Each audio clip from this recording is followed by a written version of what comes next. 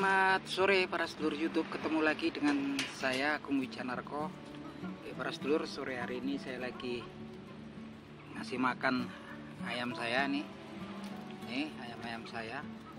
Nah teman-teman, seperti biasa di sore hari ini sambil ngasih makan ayam nih, kita ngobrol-ngobrol santai seputaran dunia perayaman, berita terhangat dunia perayaman di media sosial. Jadi teman-teman, belakangan ini konflik antara dua legenda perayaman di media sosial di Indonesia, yaitu Antony Putra Martadipura dan Ruby Pakoy, yang memang terkenal adalah pemain kontes, juga produsen obat-obatan ayam, jamu-jamuan ayam, dan produk-produk ayam juga. Dia juga penjual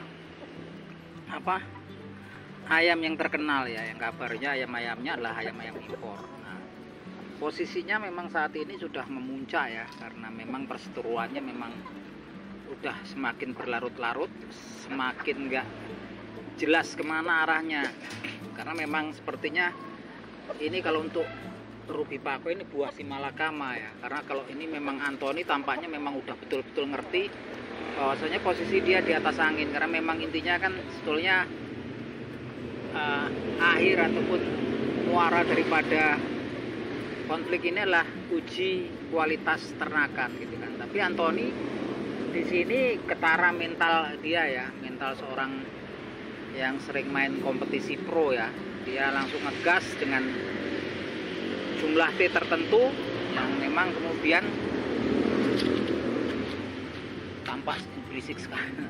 Tampak sekali Ruby Pakoy bahasa nonverbalnya kayaknya down ya di situ ya, gitu kan ya, tampak gitu kan. Kalau kita main, teman-teman pernah main poker game itu tahu lah pasti gitu kan, tampak ketika di race kemudian dia lewat gitu kan, ini kebaca udah. Jadi Antony juga tetap minta uji kualitas tapi dengan T yang gak receh-receh. Yang ini yang memang kemudian tampaknya bahasa non verbalnya Ruby Pakoy sepertinya juga nggak bisa kemudian untuk deal dengan T tersebut ya. Nah ini memang bahasa non verbalnya udah kebaca. Jadi Antony juga terus-terusan saat ini juga bikin konten yang tentunya itu kalau nggak direspon secara terukur oleh Ruby Pakoy repot, karena ini kan saat ini popularitas seseorang itu bisa juga kemudian runtuh dalam sesaat, karena memang kemudian media sosial ini salah satunya juga bisa dibuat untuk pencitraan yang bagus, tapi di lain pihak juga bisa jadi kemudian jadi black campaign ya, kampanye hitam. Kampanye hitam itu yang mungkin betul seperti itu adanya tapi disebarkan secara terus-menerus. Nah tentunya ini sangat merugikan untuk Ruby Pakoy sendiri, karena kalau mengingat Ruby Pakoy ini kan memang udah terkenal ya. Kalau di YouTube itu subscribernya sampai hampir 518.000 ya teman-teman. Itu luar biasa sekali ya. Jarang kayaknya saat ini untuk YouTuber yang aktif di perayaman yang memang subscribernya paling banyak ya cuman Ruby Pakoy gitu kan. Dan di Telegram juga lumayan, dia subscribernya sekitar 6.000 lebih ya, 6,6 ribu, dan pelanggannya juga banyak gitu kan. Artinya memang udah settle di posisi tersebut. Nah ini kemudian kalau kemudian ada black campaign gitu kan terus menerus bisa terpengaruh itu sedikit banyak ya. Jadi media sosial ini memang suatu tempat wadah kemudian untuk pencitraan yang positif, tapi juga kemudian bisa jadi pencitraan yang negatif ataupun black campaign gitu kan. Nah ini repot karena kemudian suatu usaha yang sudah dibangun sejak waktu yang lama gitu kan dan mencapai settle bisa kemudian runtuh dalam sesaat ya, karena di medsos ini. Tapi yang jelas memang harusnya Ruby Pakoy kalau memang udah sadar kemudian posisinya kalau kayak pemain poker gitu kan udah lawannya susah, sering nge-race terus, ketahuan chipnya lebih banyak, ya udah gitu kan, tinggalin aja mejanya, tutup close, nggak usah direspon gitu. Apapun itu toh kan memang sebetulnya kalau bisnis Ruby Pakoy sendiri kan memang dia aktif di kontes, kemudian pelanggannya, objeknya yang memang target dia, sales dia adalah pemasarannya adalah orang-orang menengah ke atas ya di kontes gitu kan. Dan itu banyak ya, jual produknya dia, jual ternakan dia gitu kan. Tapi kalau kemudian dia semakin merespon Antony gitu kan di media sosial, ini serba salah, buah si malakama. Karena ketika direspon kayaknya Antony kan susah dicari kelemahannya. Anthony semakin direspon, dia semakin di atas angin.